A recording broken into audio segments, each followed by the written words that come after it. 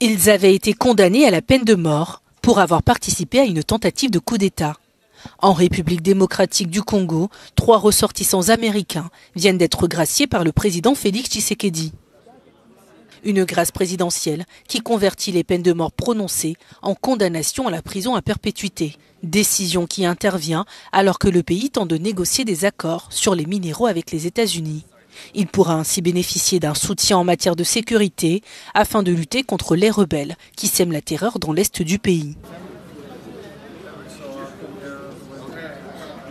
À la peine de mort pour association de malfaiteurs, à la peine de mort pour terrorisme, à la peine de mort pour attentat, à 20 ans de servitude pénale principale pour détention illégale d'armes ou munitions de guerre, faisant application de l'article 7 du Code pénal militaire, prononce l'unique peine, la plus forte, celle de mort.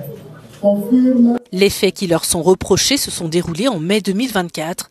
Des hommes en uniforme avaient alors tenté de prendre le contrôle du palais présidentiel. Une tentative très vite déjouée par les forces de sécurité, mais le bilan est lourd. 2 policiers ainsi que 4 assaillants, dont le meneur du groupe Christian Malanga, ont été tués. À l'issue d'un procès, 33 accusés ont été condamnés à la peine de mort, parmi eux 3 Américains, dont Marcel Malanga, 21 ans, le fils du rebelle décédé.